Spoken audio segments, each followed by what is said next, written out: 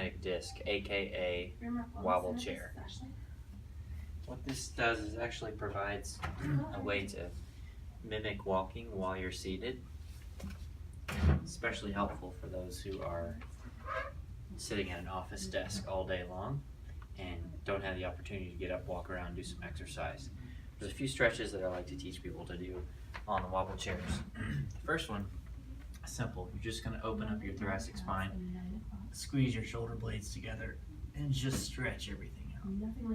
Okay, this is not about posture. This is not about proper positioning. This is about stretching and just putting motion into the joints throughout the day, because most of the time we'll be sitting forward, leaning over, not getting enough motion into these joints. You can go at your own pace. You can reach forward in front of you or come down, touch the floor.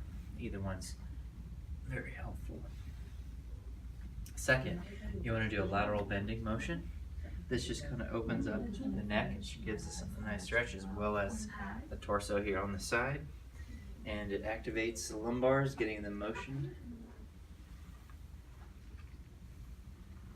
Interesting thing is that your spinal discs don't have direct blood supply.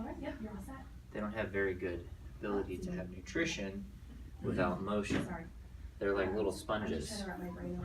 So the lumbar discs require movement to create that sponge effect, pumping fluid in and out of those joints. So we want to mimic that as much as possible. So along with the lateral bending in the lumbars, you want to do a rotation throughout the lumbar and thoracic spine. You don't want to grab the chair and force yourself to go further. You want to activate the muscles in this motion. Use them to activate your spine. Again, 5 or 10 reps in either direction. Finally, the last one is my favorite. The weirder you look doing it is better. So you're going to think about belly in, belly out, big circles. Again, this just really gets that lumbar spine moving. You want to go the other direction. If you want to add to that, do a figure 8 motion. Well, it gets good motion into the SI joints as well. This allows you to get some amount of movement in your office desk without having to get up and walk around, especially if you don't have a great environment to do it. That being said, you should still take breaks every so often, get up and walk around in a weight-bearing position. Cool. In your office chair, should you have your back against the rest, or should you kind of be leaned forward a little bit? In the office chair, if you're leaning against the backrest, you're not really going to be activating your postural muscles. So you really do want to activate those muscles and expand the rib cage. However, it's not wrong or bad to take a break for a while and just kind of decompress and let everything relax and stretch out. Okay, it's not wrong to sit forward onto your desk for a little while like this and stretch everything out. The point is, the more motion that you get, the better, and the more activation throughout the day that you get, the better. So keep that in mind. Does this work like a yoga ball too, or? It's very similar to a yoga ball.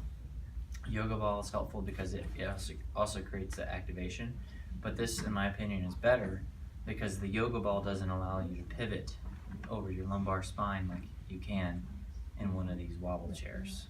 Okay, this creates more motion than a yoga ball would do. A yoga ball is going to cause you to probably activate your posterior chain a little bit more to stabilize, which is helpful. But this is going to allow for more mobility and motion, which most of us are lacking throughout the day in an office job, while also creating some input for stability and activation of those core muscles. What would you say is the best position for your legs to be in? Should they be closer to the chair or farther out? Best thing is for your legs actually to be closer into the chair, and it's going to cause you to activate more. Further out that they are, you're going to have more of a tendency to slump into that. Okay. And then also, generally speaking, the lower your chair is, the better. for the same purposes. But that being said, it's totally not wrong to have a higher chair that lifts up so that you reach your desk better and still employing this with your feet rested. The main thing is just getting motion in those areas. Awesome.